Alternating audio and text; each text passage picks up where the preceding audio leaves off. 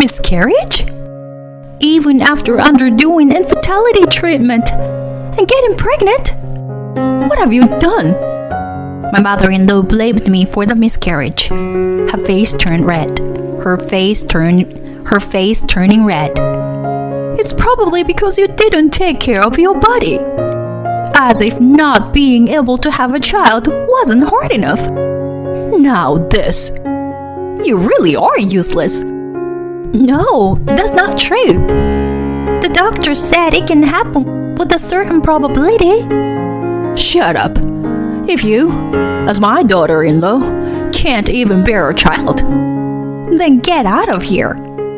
After all the torment I've endured, and just having suffered a miscarriage, to treat me like this, I can't take it anymore. As I started to shed tears and attempt to protest, my husband defended me with an angry expression. Mom, what are you saying? There's no need for her to leave. Fine then. We'll cut ties.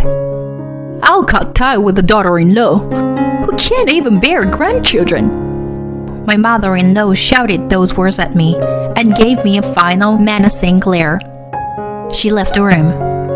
After that, I had no contact with my mother-in-law for 3 years, and we didn't meet. However, she suddenly appeared before me in a wheelchair.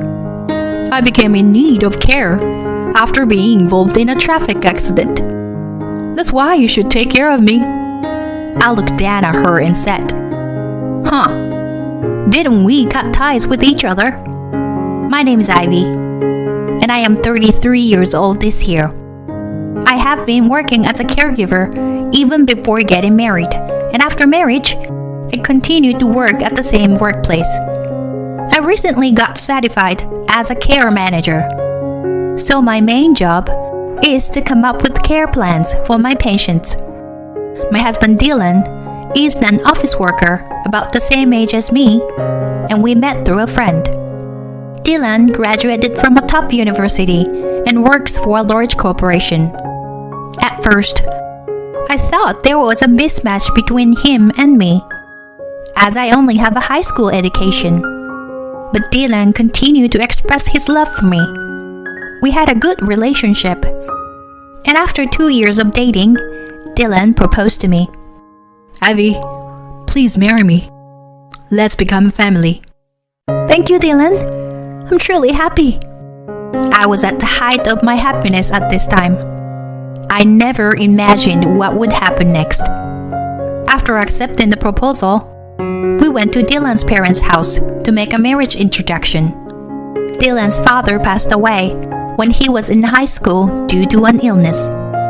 Since he is an only child, his mother lives alone in their family home. Nice to meet you. I'm Ivy. Standing at the entrance of my in-laws' house, I greeted my mother-in-law nervously. Are you Dylan's partner? My mother-in-law scrutinized me from head to toe. I want to marry her. Upon hearing Dylan's words, my mother-in-law smiled at him. Well, Dylan, we need to get to know this person first. My mother-in-law addressed me as I nervously sat on the couch. Your name is Ivy, right? Which university did you graduate from? I'm sorry. I didn't attend a university. I graduated from a local vocational school. Wow.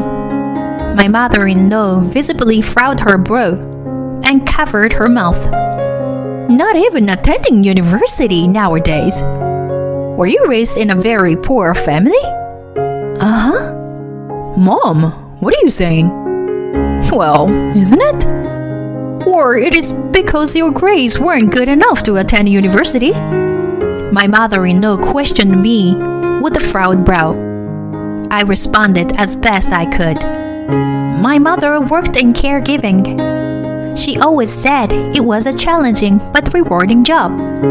I grew up watching her in that role, so I wanted to walk the same path. Ivy works really hard at her job and has ambition. I think that's wonderful about her too. As Dylan supported me, my mother-in-law's expression became even more unpleasant. Caregiving? Did you say you were currently working in caregiving? Does that involve changing old people's diapers? Yes. I assist patients with their daily lives. That's not some smelly, dirty, low-level job. Huh? Even though caregiving is a job that anyone can do, it's not spoken of as something amazing. I could do nothing but be dumbfounded by my mother-in-law, who completely looked down on me. He continued to speak. Dylan said he's bringing his marriage partner. I thought it would be someone wonderful, but someone who couldn't even go to college, and someone who works in caregiving. It's disappointing. What are you saying, Mom? Well, isn't it, Dylan? Maybe you should reconsider now. Should I help you find someone wonderful? Enough already.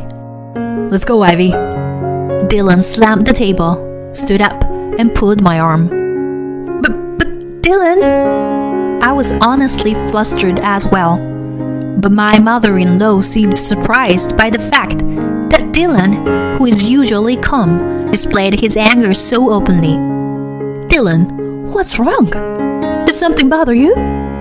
Mom, you're being extremely disrespectful to Ivy. No matter what anyone says, I'm gonna marry Ivy. Dylan's clear declaration made me feel happy. Then, my mother-in-law let out a deep sigh. Fine. If Dylan insists on it, I'll approve of the marriage. Mom. But in return, Ivy, make sure you fulfill your duty as a wife. Have children quickly. Understood? Yes. And so, Dylan and I were acknowledged by our respective parents and decided to register our marriage.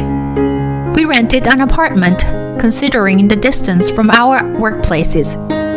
But I was a little concerned about it being close to my in-laws' house. I wanted to avoid getting involved with that mother-in-law as much as possible. It seemed like she didn't like me. And anyway, she shouldn't be interfering. My hopes didn't last long, as my mother-in-law started visiting our home almost every day and began making snide remarks about various things. Ivy, there's dust accumulating on the curtain rail. Oh, I'm sorry. I have work on weekdays, so I was planning to do it on a weekend. Don't make excuses when you don't even have much work to do. Yes, I'm sorry. Such exchanges have become commonplace in our daily lives.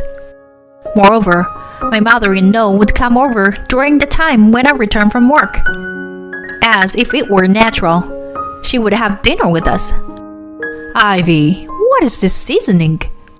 What did you learn at your parents' house? Mom, don't say things like that. It tastes perfectly fine. No, Dylan.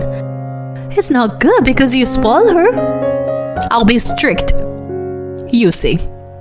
Yes, I'm sorry. After my mother-in-law left, Dylan apologized to me. Ivy, I'm sorry about my mom. It must be suffocating, right?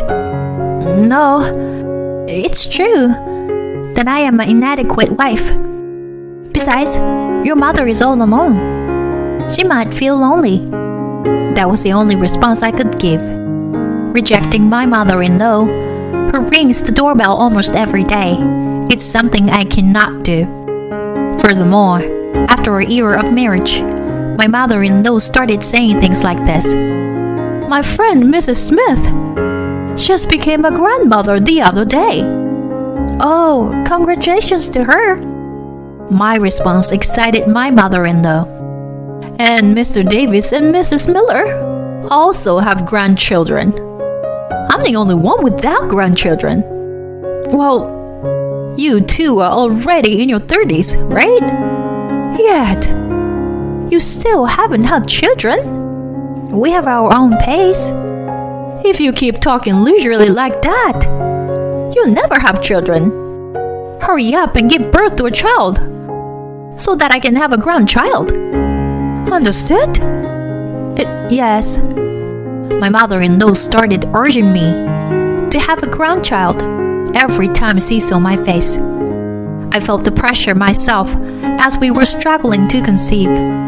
Dylan reassured me that there is no need to rush, but age is still a factor. We decided to visit an infertility clinic together.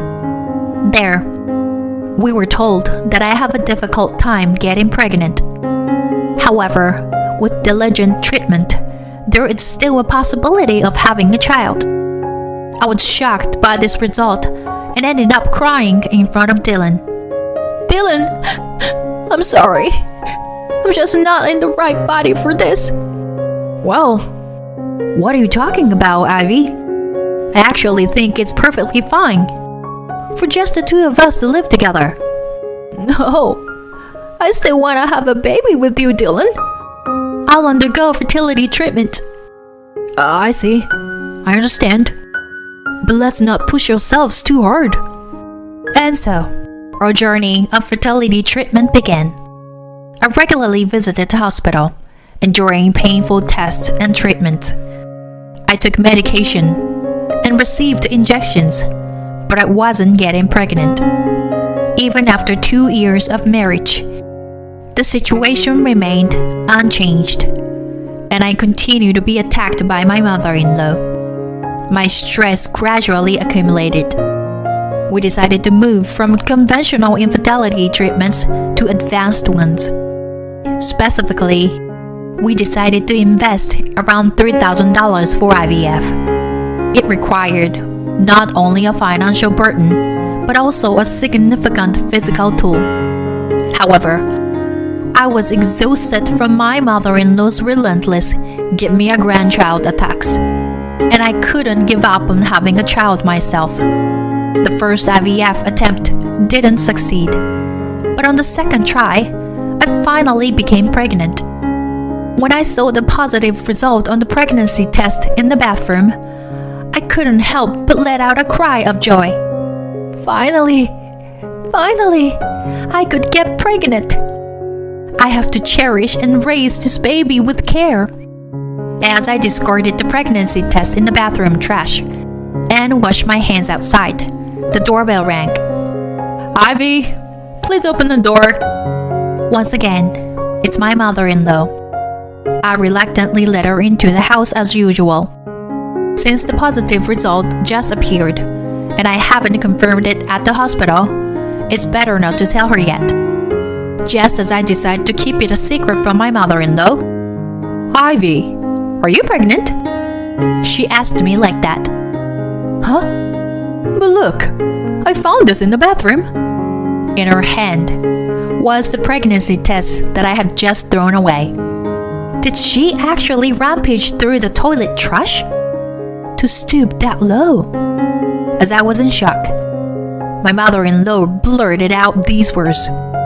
I always thought you were useless, unable to get pregnant. But now you finally did it.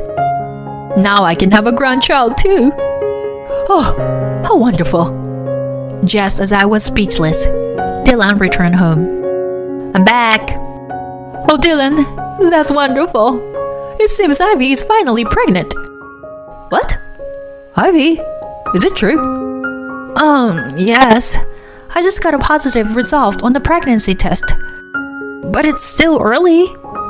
Really? I'm so happy. Faced with Dylan's joy, I couldn't say anything at that moment. That night, I decided to talk to Dylan. Hey, Dylan.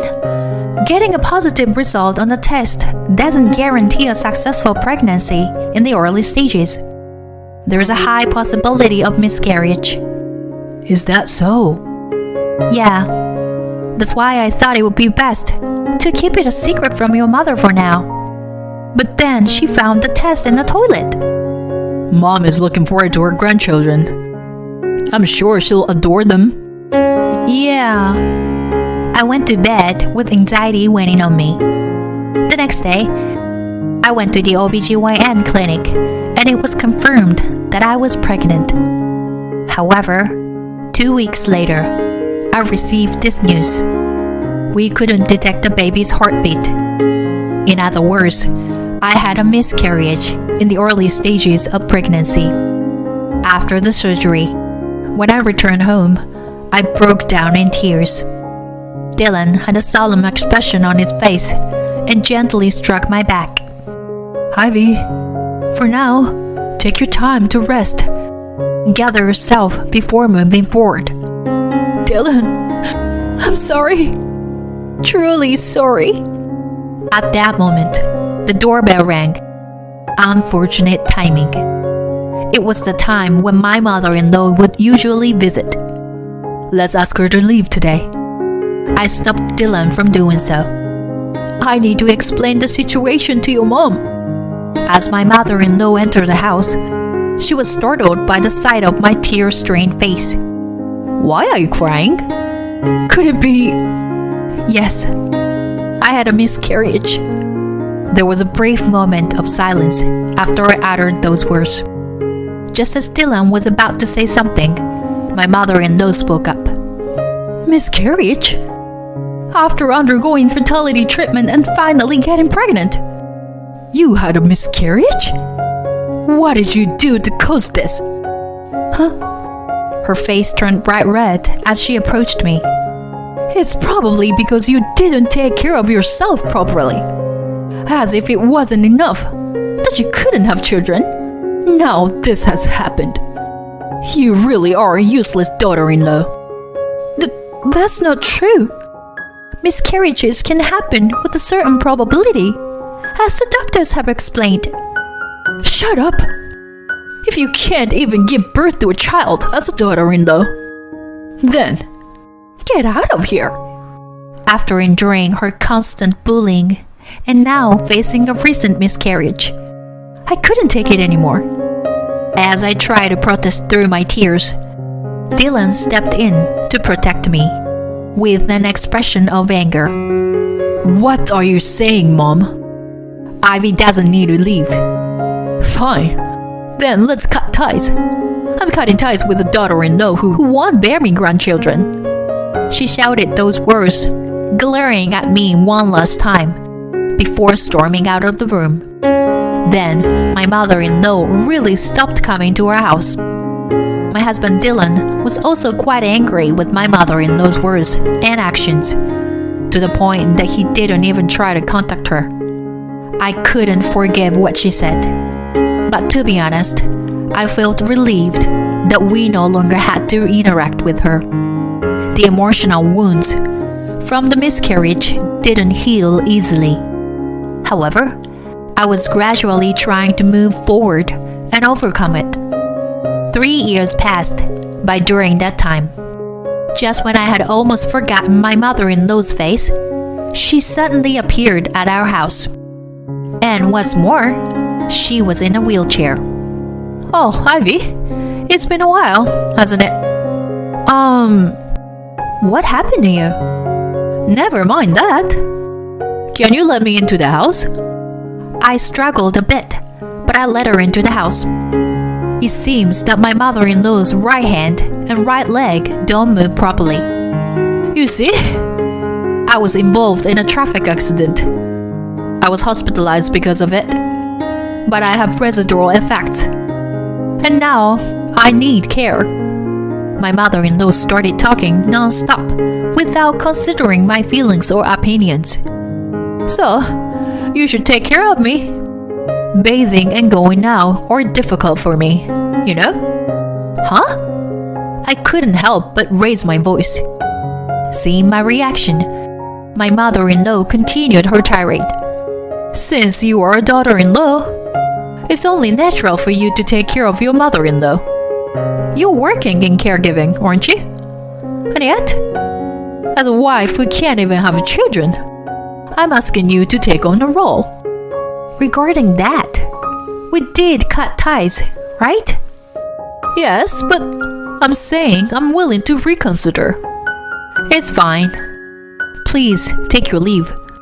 What? What's that supposed to mean? Are you abandoning me? My mother-in-law seemed genuinely surprised, while I looked down at her with a cold stare. While I was being constantly bullied and hurt after experiencing a miscarriage, it was you who told me to get out, useless, right? Why should I be the one to take care of someone like you? Are you going to abandon your relatives who need nursing care? You are a devil's wife, aren't you? I'm fine with being the devil's wife. Please leave me alone. I pushed my mother-in-law's wheelchair towards the entrance, and she started screaming. At that moment, the front door was open from the outside. Ivy, I'm home. Huh? Mom? Dylan? Huh? Who is that child? My mother-in-law froze as she saw Dylan holding the child in his arms. Who? This is our daughter, Emma. Dylan took her to the park. I held our daughter firmly in my arms as I received her from Dylan. What? A child? I didn't hear about this. Upon hearing that, my mother-in-law's eyes widened. Yes, after cutting ties with my mother-in-law, the stress seemed to disappear. Thanks to that, we quickly conceived the child. The child was born safely, and our daughter is already 2 years old.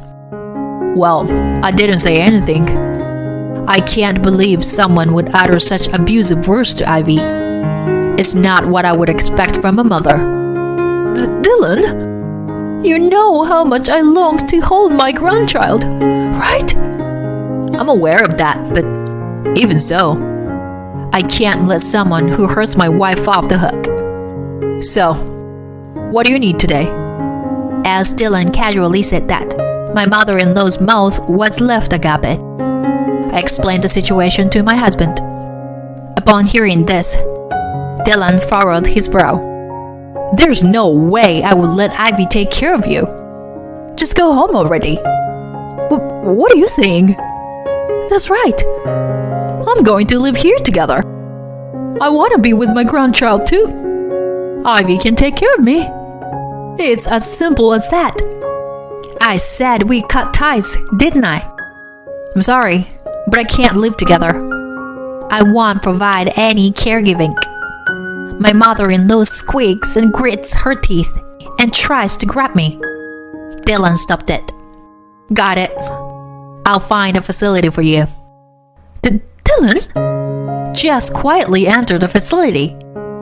That would be the best for you, right? Now, go home. Dylan took his mother, who was causing a commotion in her wheelchair, without any argument. Afterwards, his mother moved into a facility he had found. Initially, she contacted us repeatedly, asking to visit and see her grandchild. However, as we continued to ignore her, those requests gradually ceased. Neither Dylan nor I have visited her, and we have no intention of doing so in the future. She will spend her old age alone, with a disabled body, but I have no sympathy for her. However, I do not sympathize with her. With her personality, she will find a way to persist stubbornly anywhere she goes. She may not be liked by those around her, but on the other hand, our family of 3 enjoys a peaceful and happy life. Recently, I discovered that I am pregnant with our second child. It seems that this time it will be a boy. I intend to prioritize our family's happiness and cherish our lives moving forward.